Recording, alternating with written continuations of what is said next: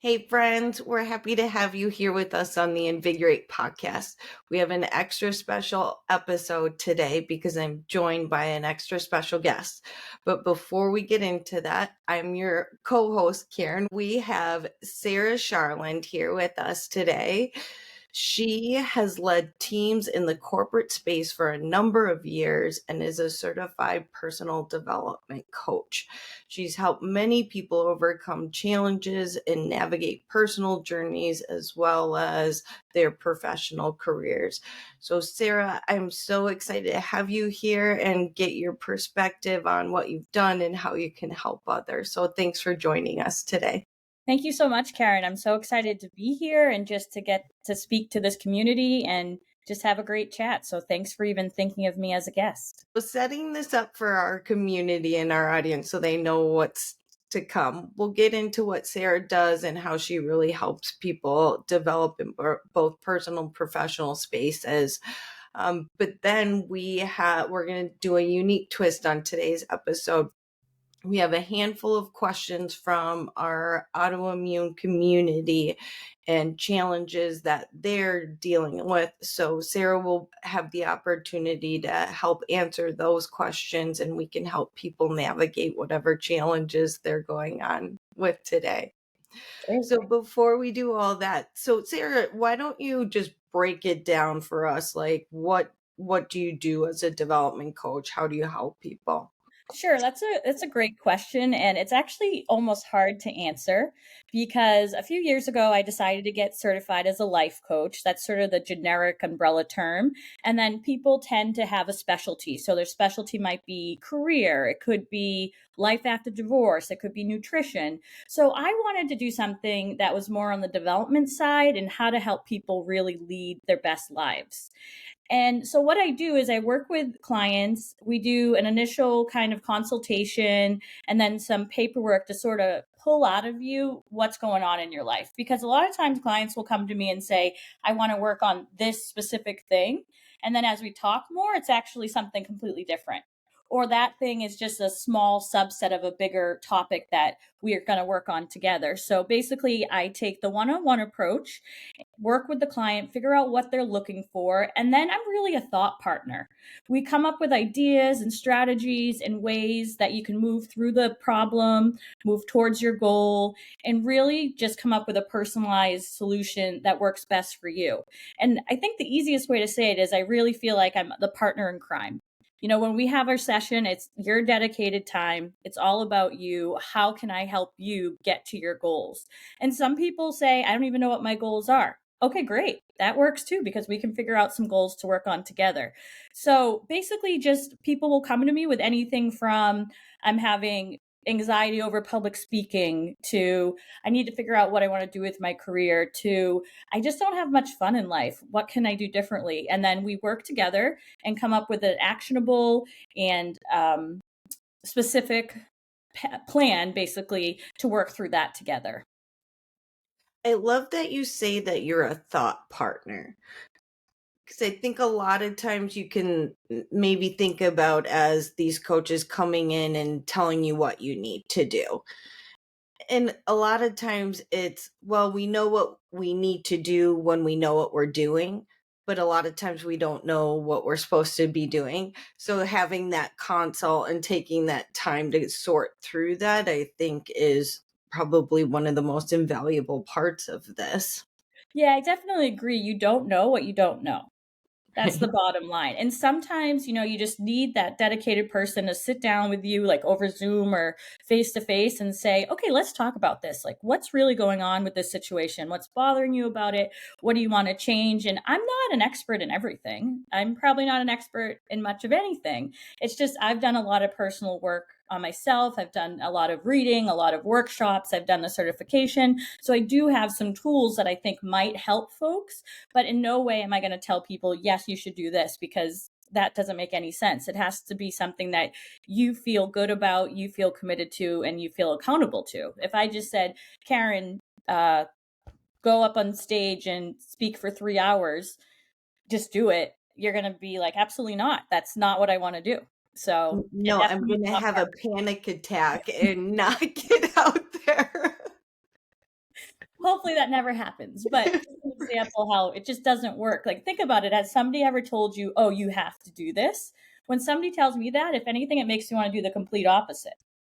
Oh, I have to get this project done. Okay, I know I have to get it done, but the little rebel in me saying, okay, well, what if I don't want to get it done by the first? So, Yeah. yeah, so thank you for pointing that out, because it is important that I work really closely with the client and we form a partnership. Yeah. But you bring up an interesting angle with the mindset piece of it. And I'm guessing that would be a big part of some of the tools that you help your clients with. Yeah, mindset is the biggest hurdle or the biggest challenge with anything, I would say, because as you said earlier, and I think one of the questions we'll get to actually mentions this too, sometimes you know what you're supposed to do, but you just stop doing it or you're not doing it. So there's some sort of block in your mind, some type of hurdle that you need to work through, and that's all through your mindset. Yeah. We have so many limiting beliefs. We need to work on how do we get past those limiting beliefs? What kind of tools, what kind of exercises can help me get past those? So, is there an accountability piece to what you do as a development coach? Because it's definitely the upfront work, figuring out kind of the map, and then you have the tools to help you move along. But what about someone who's just like, yeah, I have all that, but I need someone to kind of give me a little boost? Yeah, absolutely. I think that's a big part of what I do because, again, sometimes we know what we're supposed to do, but we don't always do it. So I'll often check in with my clients and say, "Hey, is this something you would feel okay if I held you accountable for?" So in our next session, I'm going to say, "Hey, Karin, did you do A, B, and C?" And you're going to be honest with me whether you did or you didn't. But it's not accountability to say, oh, you were right or wrong. It's accountability to show that you're important, that you matter, that this goal matters, and I want to help see you succeed. I love that because I think of accountability as I'm so like this cause and effect, right? So if I didn't do it, then it's like, okay, where did I go wrong? How do I readjust? But I love that you bring up the point that no, it's that this is important, you matter, and it reaffirms why you're working at it in the first place versus it just being about whether you did it or you didn't do it. Yeah, exactly. And then I also help the clients come up with ways to hold themselves accountable because that's a big part of it too. Like, yes, I can say, hey, Karin, did you do this? But you might need a reminder. So sometimes a reminder could be something as simple as a post it note. Maybe you're somebody who works at your computer every day and you put a post it note that says, be confident or remember to research that one thing, just some type of reminder to help hold yourself accountable. So it's definitely accountability on both sides. But again, just to help you to reach your goal and to bring out your best self. Yeah. And even if you have it in your head, seeing those little notes around it, it's like extra concrete. Like, you read that. Okay, got it. Yeah, I actually started doing on my phone, like when I see sort of like an inspirational quote or something I want to achieve, I'll screenshot it and then I set that as my lock screen. So every time I look at my phone, it's a reminder. So I think that's a good tip for somebody too. So something like maybe you're struggling with self-worth, something as simple as I am enough, I am worth it. And then you just see it every time you pick up your phone. And let's be honest, how many times do we pick up our phone every day? So eventually your brain learns to believe it. I wish it could magically believe it without us having to put a post-it note there, but sometimes it just doesn't work that way. But when you keep seeing it, you're like, oh yeah, maybe I am enough, you know? So Yeah. Well, and that's a really good idea because of how much you check your phone. You're forced to see it. It's in your face yeah. how many times during a day. Exactly. Like you can't avoid it. It's not like, it's on my computer screen and I haven't sat at my computer all day. It's my lock screen. So every time I go to pick up that phone, I see it. There you go. And then you could even do that with an alarm. So it's like the first thing you see in the morning too. Yeah, exactly. I think there's even apps that specialize in that and they'll send you some affirmations or whatever you want to set and it'll pop up and tell you like, you're doing great or take a walk, take a breath, something like that. So Oh, that's fun. yeah, it's great. So, what are some of the most common challenges that you see that people are trying to work through? I'd say that's a great question. I would say most of it comes down to confidence, actually. So people being afraid that they can't do something And usually it just is because they don't have the confidence to do it. For whatever reason, they don't think they are capable or able or have the skill set. So everything, I'd say, like all the problems I've ever seen, come back to that. So even the person who wanted to find more joy and to make new friends, I think she wasn't feeling confident enough about herself to kind of go out there and put herself out there. So we'll work on individual solutions. I unfortunately there's not like a one size fits all. Yeah. But we'll work on individual ways to work through that and help people improve, because I think especially a lot of women, sometimes we lack confidence or we have imposter syndrome. A lot of men do as well. But I think there's something just about believing in yourself and feeling like you can accomplish your goal. That makes sense. And the solution, I know there's not a one size fits all, but you have to kind of meld it to what they're trying to overcome in that situation. We had Exactly. it mentioned before that you had worked with me, gosh, was that a year and a half ago Yeah. or so? Dang, time goes by way too fast. A year Yeah. ago. But that was very much my case, and I remember, part of it was I had a big, public speaking event, which I can't even remember now, which tells you how much this stuff doesn't matter. Um, but I was stressed about it, and it all came back to self-confidence and working through that, so that makes sense. Yeah, I would never obviously share details about a client relationship. So I would never bring up and say, hey, Karin, remember when? But I think in your case, exactly, it was just having the confidence and knowing, like, honestly, what's the worst case scenario? You get up there and you freeze. Okay, not ideal, but life will go on. And like you said, you don't even remember what the engagement was. Now you're leading a podcast. I mean, I think you've kind of grown a bit. I think that's safe to say. My biggest accomplishment was last spring when I had to speak in. I didn't have to. I chose to speak in New York Times Squares for the You Got This Kid Foundation. And you Wow. talk about a lot of like, that's anxiety right there. Hey, but you face your fears and you do it. And I will say that's probably one of the biggest takeaways that I took away from our time is that if you just stand up and do it, it may not feel comfortable, but if you can work through it, it's like you're just going to keep growing. Right. And that's where accountability comes in too, because you know that you should work through your fear. You know it's a good opportunity, but you need kind of a cheerleader or somebody on your side saying, hey, you can do this. And I'm going to help hold your hand until you do this. So Yeah. all You ties take it together. from this big scary thing to, okay, this is what we need to do to Manageable. accomplish it. Yeah, for sure. Break it down into smaller steps. Okay, so I'm an open book. So we should reiterate the fact that you are very great about patient or client confidentiality, but I just like to share everything. Yeah, absolutely. I just want people to know that I would never share their information. But again, I knew it would come up because you and I had discussed it. So Yeah, all good. Okay, so enough about my situation. I really want to get into some of these very kind of deep and hard questions from some of our community members. So, first one is, how can I cultivate a growth mindset and be more open to new things and change when I'm dealing with health issues?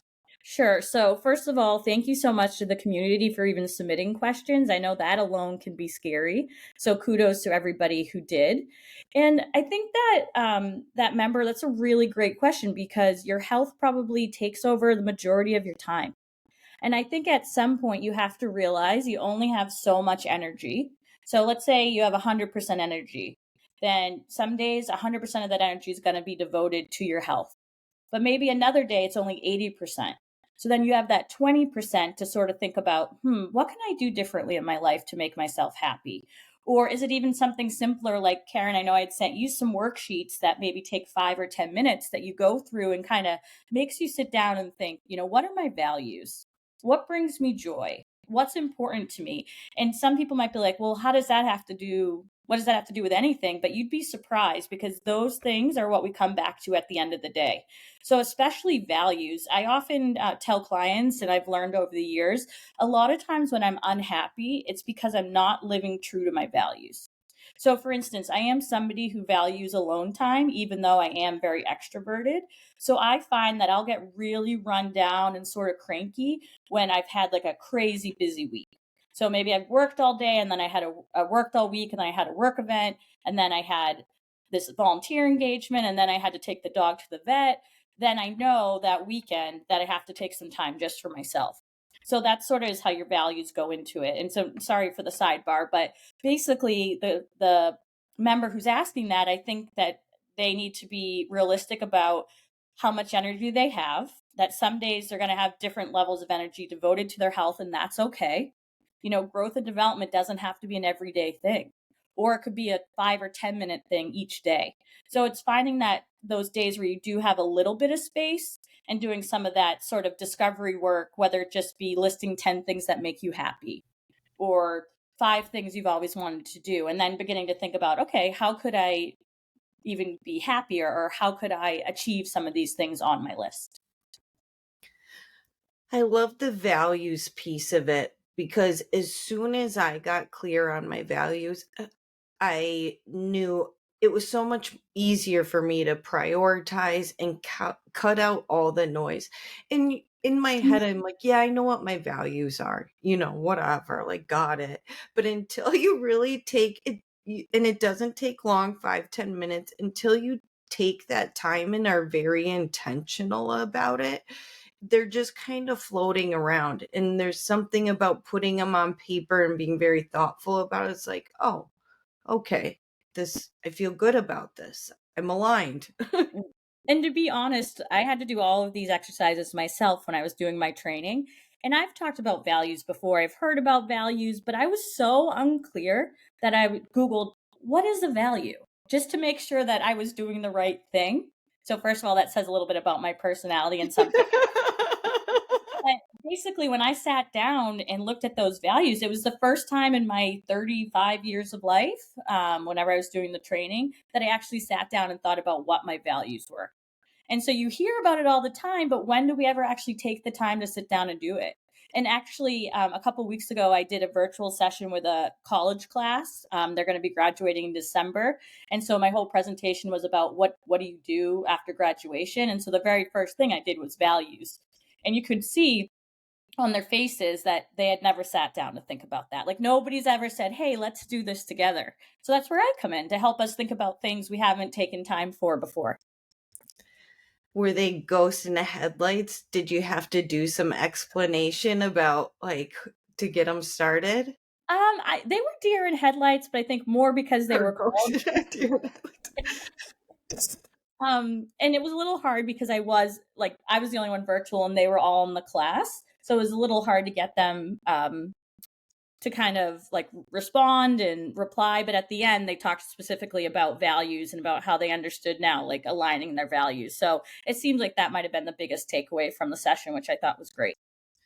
I'm guessing that most people who come to you are open-minded and they're going to be all in about writing, completing the worksheets, doing the work.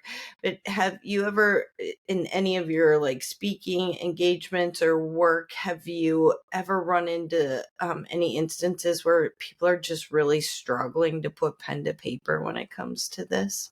Yeah, it definitely happens. I think if people seek me out, then they're probably more open to it. But this class, for instance, it was like I was forced upon them.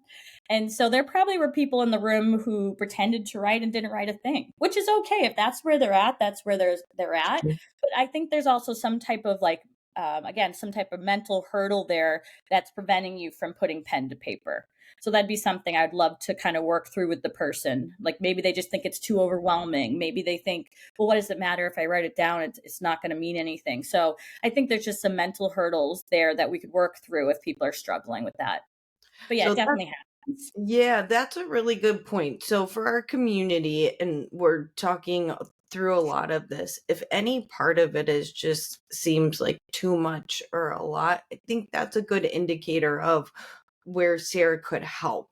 is help you work through whatever roadblocks or hiccups you're running into. If you're just feeling stuck, that's where she can be a great partner to help you get over or through whatever that stuckness is or stickiness is. Yeah, exactly. Sometimes you just need the space to talk it out with somebody who doesn't know like everything else about your life. Right. Just to clarify, it's not therapy. Like that's a big thing. Like there's certain topics we won't go through because sometimes it's more appropriate for therapy. But most of this stuff, like career, jobs, what do I want to do with my life, what brings me joy, that's definitely stuff we can work through. And it's so much easier to sit with somebody who's devoted to you for like our 30 or 40-minute session than sometimes even talking to a friend who might be distracted or who knows your previous history. Us, it's like a clean slate, and I'm only here for you and to help you achieve what you want to achieve. So A non-biased party. That's yeah, key. yeah, exactly, non-biased. Okay, next question.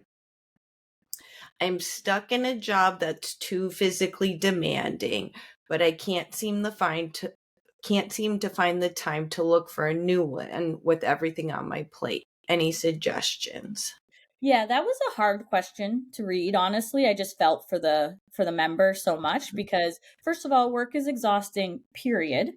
So I can't even imagine what it's like when you're dealing with a chronic illness and something like a physical job is just really um, adds a whole nother layer to it. So I'm sorry they're going through that. I just want to put that out there first.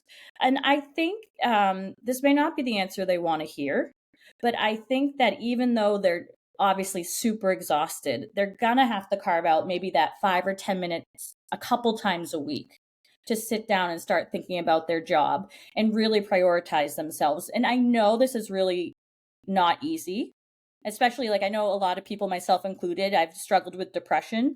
And when somebody says, oh, just go outside for 10 minutes and feel better, and people are like, well, it's just 10 minutes, why can't you do it? Sometimes it's just really hard to do it. So I understand, obviously, with exhaustion it can be the same way, but at some point just taking that 5 or 10 minutes to push through and to take your first baby step, maybe it's just writing a list of other jobs you might want to do, or making a list of a couple companies that you'll later then check on to see if they have any openings. But really, even though you're exhausted, pushing through and taking those few minutes to prioritize. And I know that's not an easy answer. I just want to say that off the bat. I know that can still be hard.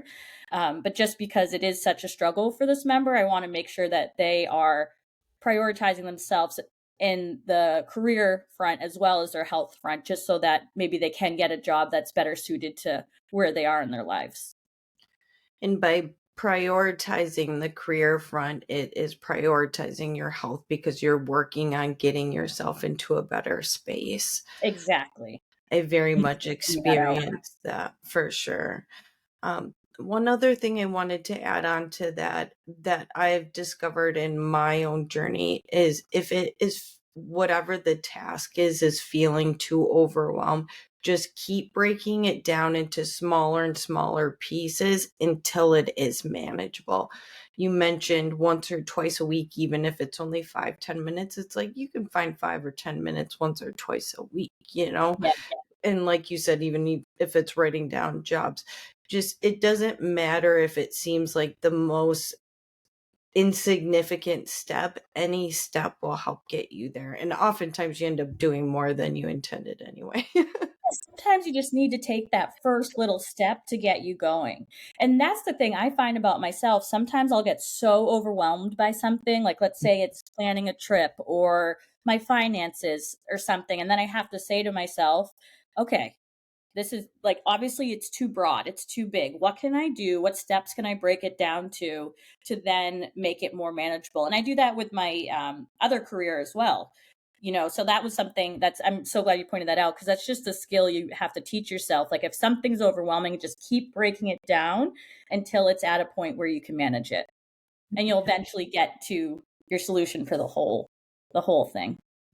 And there's a sense of just positivity and just encouragement by taking those small steps too. It's like, oh, Yeah, you're making a little bit of progress. It doesn't matter how big or how far it's progress is progress. for. Gold star. You spend 5 minutes, you get a gold star. You really deserve it. We have a lot going on in our lives. And again, I feel for patients, especially, I'm a patient in my own way with different things I deal with. And so it's, that's a whole other level. So if you can take that 5 minutes for yourself, kudos, gold star. You deserved it. Great job.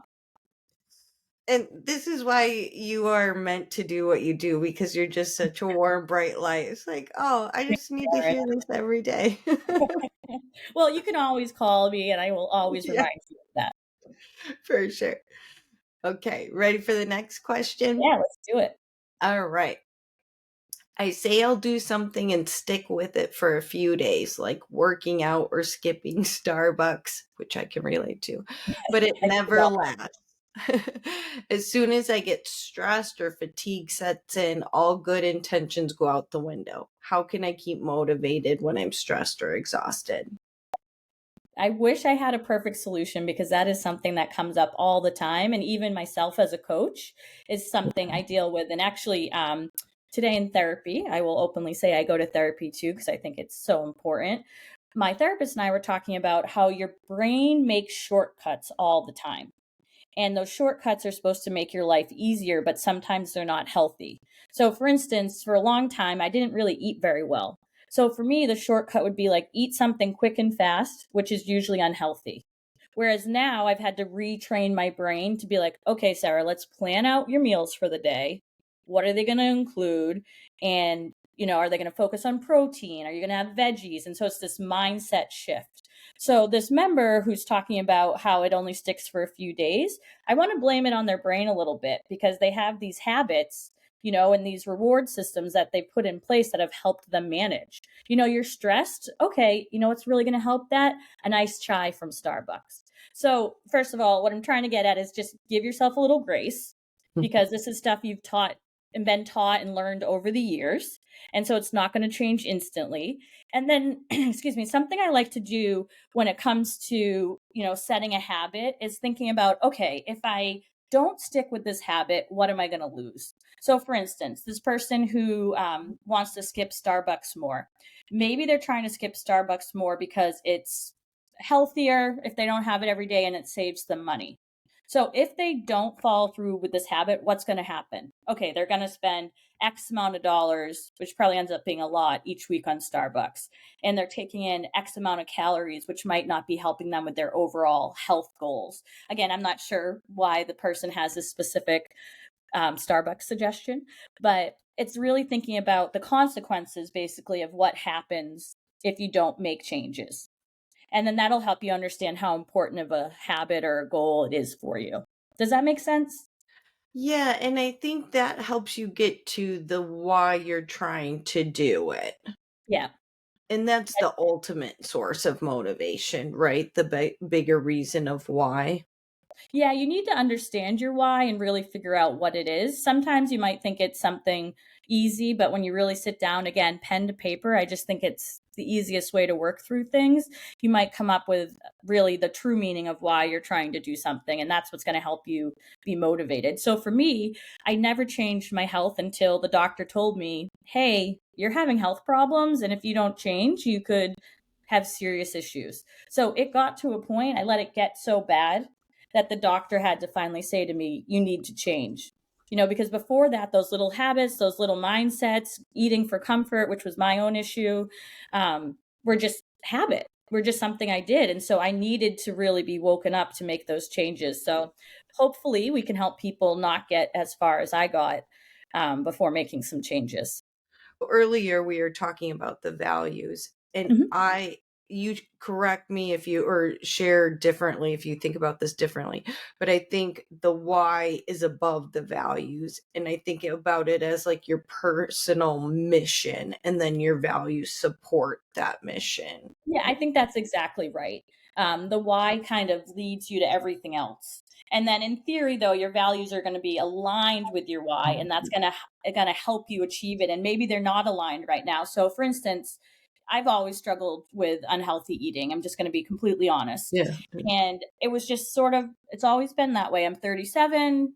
I don't know. It's always been that way. I've never really been able to change it. I would try for like a day or 3 days and it would just go out the window. And so then it took all the way to me being told that I have scarring on my liver, which is really rare for somebody who doesn't drink. Like, I'm not a big drinker. That's usually something affiliated with that.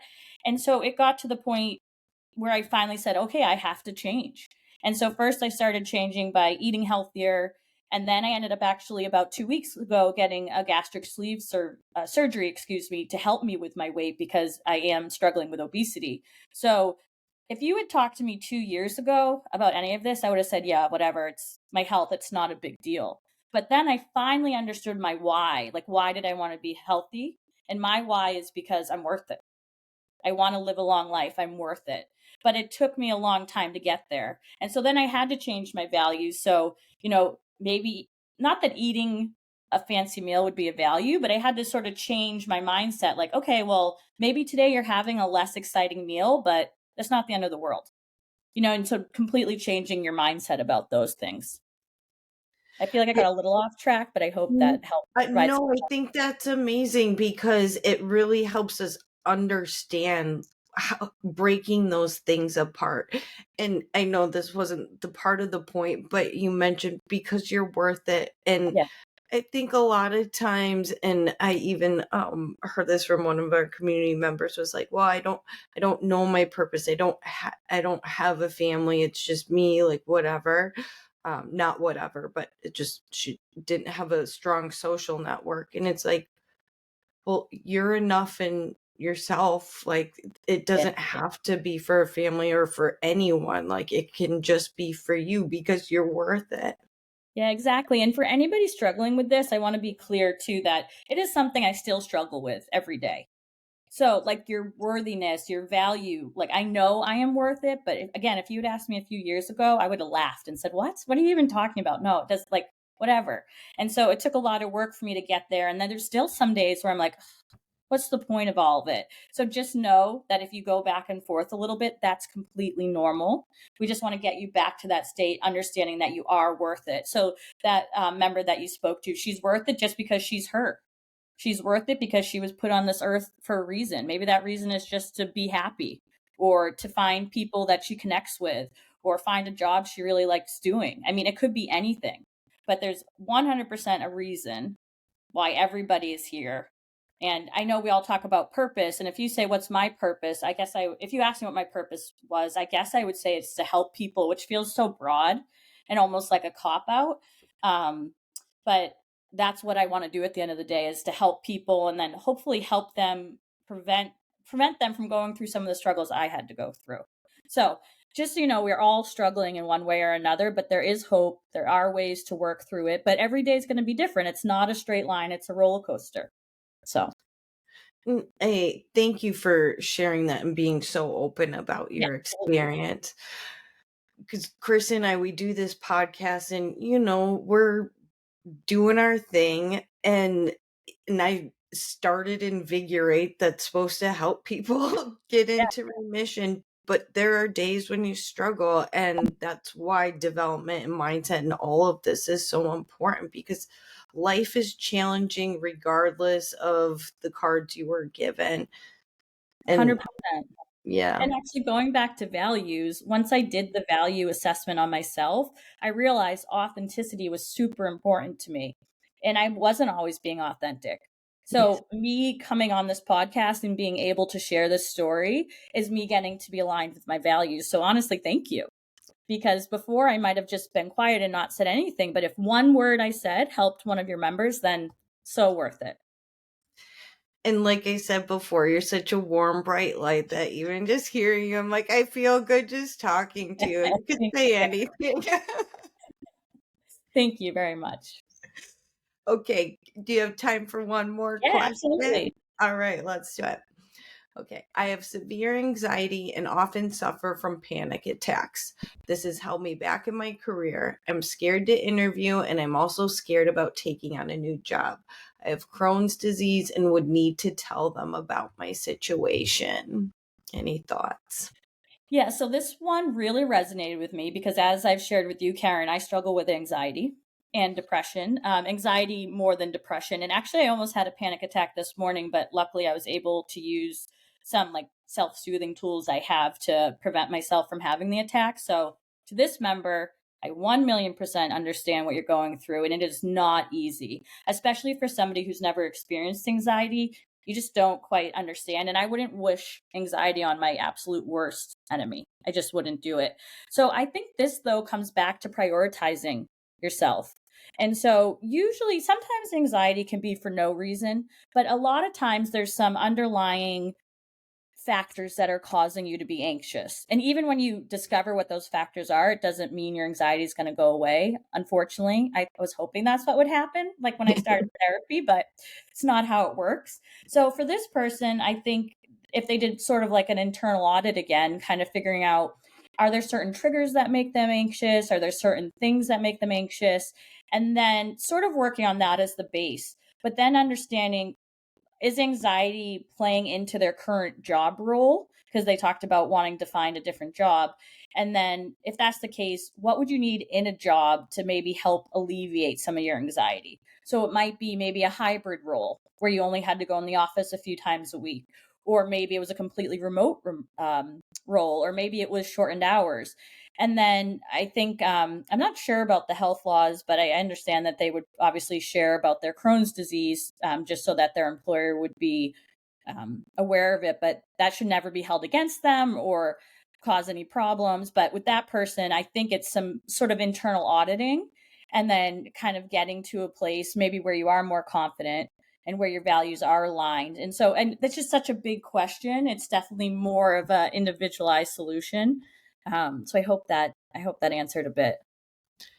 Yeah, and one thing that I could be reading too much into this question, but the fact that this person was like, I have Crohn's disease and I would need to tell them about my situation. It sounds like it may not be in control, like there's some uncertainty there. So I would encourage you to figure out like where exactly is the uncertainty, and then that can help shape like how you communicate with the employer. And that, based on that question, I'm sure that's overwhelming and stressful. So like Sarah's your gal, like for sure. Yeah, that question alone, I can feel the anxiety and stress and over Right? sensations that that member is going through right now. So maybe even if they take that question and think about how could they break it down. Like, so maybe they first focus on what is their concern about telling an employer about their Crohn's disease. Like maybe that's a more manageable place to start, because when you put them all together, it's just too much. It's too much to figure out. And those are huge things. Those are all major things. So maybe even taking your own question and breaking it down just to one manageable part, especially with the Crohn's. And I'm sure the Crohn's disease, I'm sure, Karin, you have tons of resources, I bet, and this community could even help that person to better understand sort of what they're dealing with in that situation. Yeah, for sure. I love that. Even it's like the question feels so big. Let's even break that down. Yeah. Because it felt big to me. So I can only imagine how it feels big to the member. Yeah, for So sure. sending them Um, lots of love too, because that's like, thank you for being vulnerable with your question too, because that was, I'm sure, not an easy thing to share, even though there's no name attached to it. But thank you, everybody, for being vulnerable with your questions.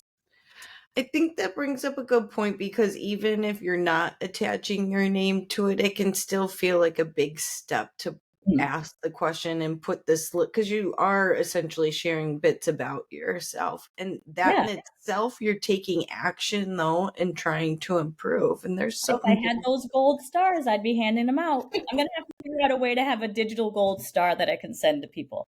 What message of encouragement would you give to anyone, especially as we go into the new year and we think about goals and just a fresh start? What message of encouragement would you give to our community? Sure. So I think the first thing I would say is you are not alone. Period. So whatever you're feeling, whatever stresses are coming up, whatever is triggering you, you are not alone. I know that sometimes it can feel like, oh, nobody's ever been through what I've been through, and nobody's ever felt these feelings. And maybe they haven't been through your exact situation, but you are 100% not alone. You matter. There's people who care about you. There's people who are willing to help you. So I want you to know that right off the bat. And then with goal setting, I would say do smaller goals. So you want to set yourself up for success. So when I say a smaller goal, I just mean something that's more achievable, or a SMART goal, which we've talked about, Karin, which is specific, measurable, attainable. Results oriented. Maybe. I can't believe I just forgot that on the podcast. And but I think that's right. And time bound. So like, for instance, don't say I'm just going to be healthy. That's my goal. I'm going to be healthy. No, too broad. You're not setting yourself up for success. So a more specific goal would be I'm going to go to the gym.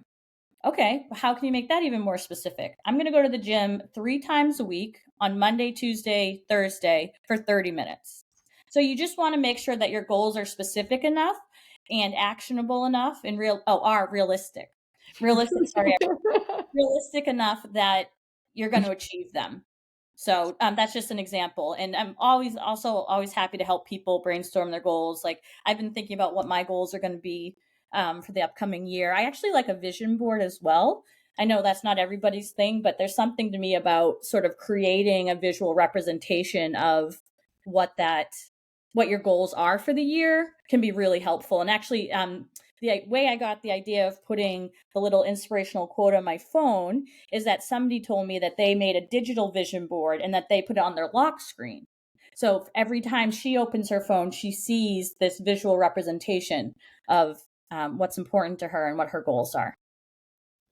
So, I mean, I've heard of vision boards. I picture just putting magazine clippings of beaches and big fancy houses. Is that, I mean, Yes. what exactly is it? Yes, I should clarify. A vision board to me can be literally anything you want. You could have a piece of paper where you write down 10 words, like just all over the place, and that's your vision board. It literally can be anything you want. But what I've done for a couple of years is I don't have magazines, like everything's digital. So Yeah, I'm like, how does this work? I'll look online for things that are inspiring, whether it be a quote or a photo or something that's related to what I'm interested in, and then put that on the board. So, for instance, I really wanted to travel. And of course, it was the year of COVID. So it was, I was setting for 2020. So I didn't quite achieve all my goals. So I wanted to go to Denmark. So I put a picture of Denmark on the board. So really, you can do whatever you want. Like I said, it could just be handwritten. It could be pictures you printed out. It could be cut from a magazine if you have access to that, or the newspaper. It could really be anything. That's the whole thing. It's just whatever's going to sit and resonate with you. Maybe it's just a whole bunch of Post-it notes that you put up, and each Post-it note has something else on it, or even a word, or something along those lines. And actually, one thing I like to do as well, I only started this last year, and people may have seen it online, is coming up with a word for the year. So like maybe your word for the year is joy. Maybe it's authenticity. Maybe it's community. Maybe it's focus. Maybe it's health. And that doesn't have to be as specific. That's just kind of a word that's almost like a value in a way, right? You're going to try and align most of what you do with that one word for the year. And I don't know what my word is yet. So I'll have to do some thinking before the new year hits. Yeah, that's a lot of pressure. I'd have to look up at the No, it's not supposed to be pressure, Karen. It's supposed to be whatever comes to mind. So actually, I guess the big one that comes to mind for me is health. There you So go. then maybe I would take that and then use that to make more SMART goals and put into more manageable ways of achieving that. Oh, I like that because you have one, because it's easy to pick one big kind of word and then you can break it down from there versus just trying to be specific right off the bat. Yeah. It's just another way of going about it. So, and Yeah. again, it's individualized. So whatever works best for the folks working on it. So, I mean, I know you do a lot of customization based on what the client needs, but can you give us, to wrap up, can you give us a quick overview of what this would look like for someone who is interested in learning more? Yeah, absolutely. So usually I just do like a free 20 or 30-minute consultation, kind of figuring out, usually over Zoom. I love to see people. I think you can just have a more authentic and meaningful communication when you can physically see the person. Not the end of the world, though, if it can't be a video call, and just kind of talk about what they're looking for, make sure it's a right fit. And then if they agree, I typically suggest that people sign up for 6 sessions because that's going to hold them accountable. right? So that's going to have them showing up each week to help them reach their goals. And then it's going to be I usually start very generalized in the first session. I send you some homework, which are a couple of those worksheets, one of which is the values worksheet. And there's a few other ones like about your satisfaction in life. That's just kind of good to sort of figure out where you are. And then that's our very first thing. And then through that, we'll work together to figure out a couple goals. And then each week that we meet, or every other week, however you want to do it, just kind of figure out what the best next step is, I guess. So like when we get on our phone call, I might say, hey, Karin, I'm going to hold you accountable. Were you able to work on A, B, and C? But sometimes you might come in and say, Sarah, I want to talk to you about something completely different. And that's fine too. And then the other thing I just like to point out too is like, I don't do coaching for the money. Like that's not the point of it. So I never want coaching to not be affordable for somebody. And I know, especially in a patient community, you probably have extra expenses with medical bills. So pricing is always going to be flexible to me because I would much rather make $5 and be able to help somebody achieve a goal than otherwise not be able to help them. So I just like to point that out as well. So especially for a community that I know probably has some financial restrictions anyways. We appreciate that more than you know, and your time today. This was such a wonderful conversation. This was great. Thank you so much for having me. I actually feel like more energized and excited than I did even before I started the podcast. So obviously this is a passion of mine if I'm leaving feeling even better than I did coming on. And always a pleasure to talk to you, Karin. I think what you're doing is so amazing. Your whole Invigorate program is amazing. I think your members and the fellow patients are really going to get so much out of it. And if there's anything I can ever do to help you or anybody in the community, please feel free to reach out to me. And I think, Karin, you said you'd share some of my contact information when the podcast is posted. So Yes, so I will put Sarah's contact information in the show notes to check that out. And then she's also a partner of Invigorate, so we'll have her information online where you can learn more about her. In the meantime, you guys drop us other comments or notes if you're looking for more information. Otherwise, please like and subscribe, share with a friend, and please take care, especially during this holiday season. Thank you. thank you, everybody.